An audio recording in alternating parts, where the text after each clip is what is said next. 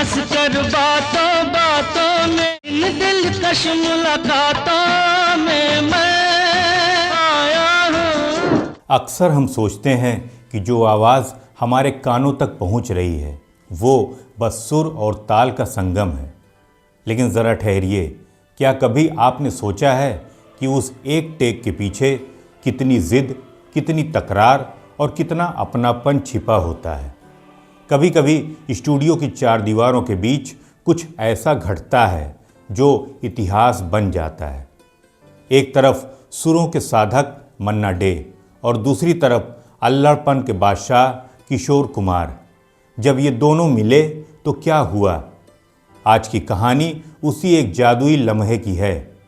दोस्तों, आज की ये दास्तान बहुत ही ख़ास है, इसलिए वीडियो को अंत तक ज़रूर देखिएगा। और अगर ये किस्सा आपके दिल को छू जाए तो वीडियो को लाइक, कमेंट और हाइप करना न भूलिएगा।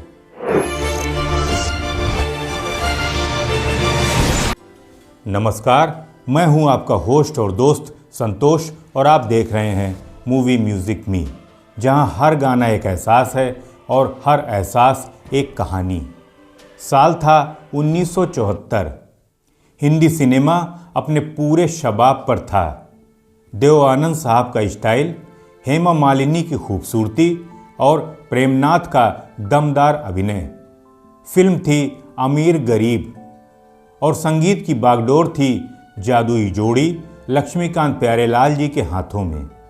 यूं तो इस फिल्म में कुल 6 गाने थे और उनमें से 5 गानों में किशोर दा की ही आवाज़ थी। सिर्फ एक सॉन्ग लता जी का सोलो सॉन्ग था। सोनी और मोनी की है जोड़ी, सजनी। 2 सॉन्ग किशोर दा का सोलो सॉन्ग था। मोनी और सोनी की है जोड़ी अजीब, सजनी अमीर साजन गरीब। ये मैं आया हूँ लेके साथ हाथों में, जिसमें से मैं आया हूँ। इस गाने को किशोर दा ने बेहद ऊंचे सुरों में गाया है और आज भी ये गीत फैंस की पहली पसंद बना हुआ है। 2 सॉन्ग्स लता जी के साथ डुएट थे। बैठ जा, बैठ गई, खड़ी हो जा, खड़ी हो गई, घूम जा, घूम गई। कहीं जनाब को मेरा तो इंतजार नहीं। एक सॉन्ग मन्ना डे जी के साथ डुएट था, जिसके बारे में आज का ये वीडियो है।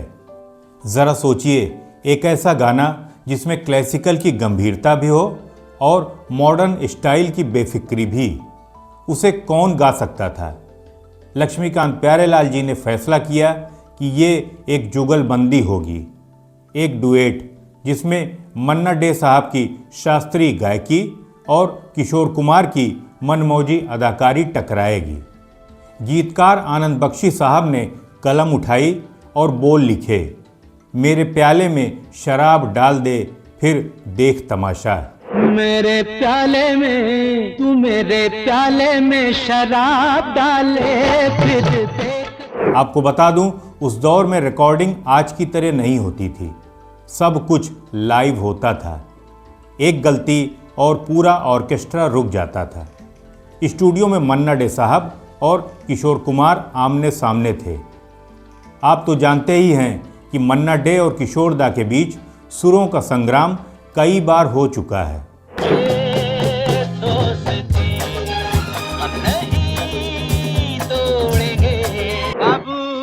समझो इशारे, हॉर्न पुकारे, यहाँ चलती को गाड़ी। एक चतुर नार करके सिंगार, एक चतुर नार बड़ी होशियार। गाने की रिकॉर्डिंग शुरू हुई।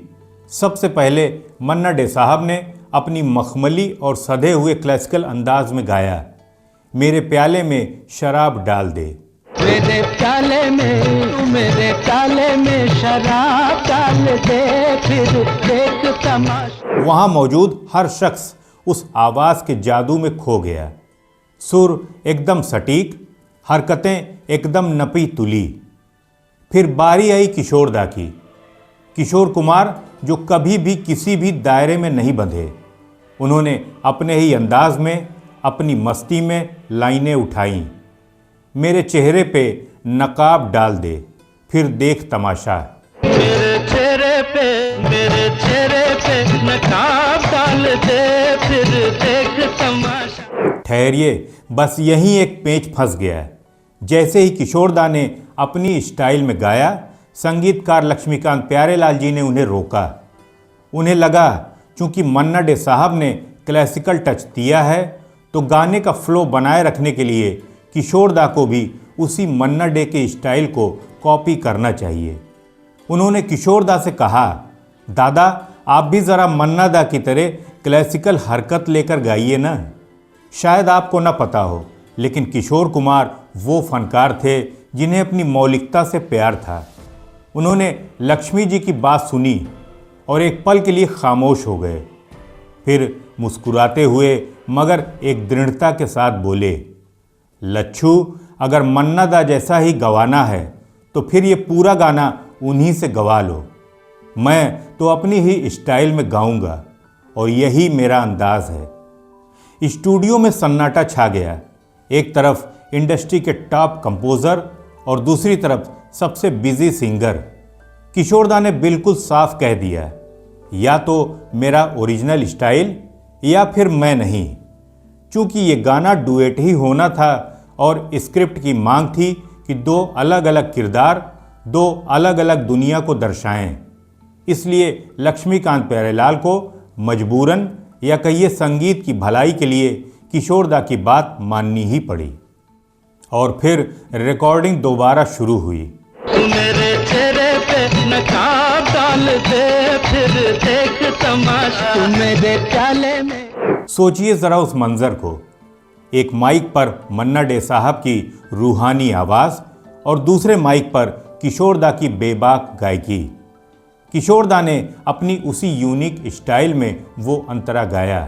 शोला भड़केगा, दिल धड़केगा, कोई आदत खराब डाल। उन्होंने नकल नहीं की, उन्होंने गाने में अपनी रूह डाल दी।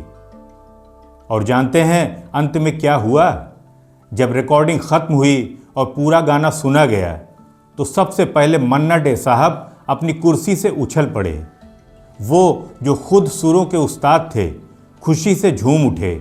उन्होंने किशोरदा को गले लगाया और कहा, किशोर तुमने जो अपनी स्टाइल में गाया है वो तो मेरे हिस्से से भी ज़्यादा अच्छा लग रहा है। अगर तुम मेरी नकल करते तो ये जादू कभी भी नहीं बन पाता। ये बड़प्पन था मन्ना डे जी का और ये जादू था किशोर कुमार की जिद का। दोनों मिलने दे रंग खिलने, बोतल से जाम नहीं पीना। उस एक फैसले ने उस गाने को अमर बना दिया। यही तो संगीत की खूबसूरती है दोस्तों। कभी कभी नियमों को तोड़ना पड़ता है कुछ नया रचने के लिए। अमीर गरीब का ये गाना आज भी जब हम सुनते हैं तो हमें दो अलग अलग दुनिया का मेल सुनाई देता है, एक ठहरा हुआ समंदर और एक बहती हुई नदी। तो दोस्तों आपको क्या लगता है कि किशोरदा सही थे या उन्हें संगीतकार की बात मानकर मन्ना डे की स्टाइल में ही गाना चाहिए था? ये गाना आपको कैसा लगता है और किशोरदा की ये ज़िद आपको कैसी लगी? कमेंट्स में ज़रूर बताइएगा। और हाँ, अगर आपको हमारी ये कहानी पसंद आई हो तो लाइक, शेयर और सब्सक्राइब करना न भूलें। मैं फिर मिलूँगा आपसे एक और सुरमई दास्तान के साथ। तब तक के लिए संगीत से जुड़े रहिए और मूवी म्यूज़िक में देखते रहिए। नमस्कार।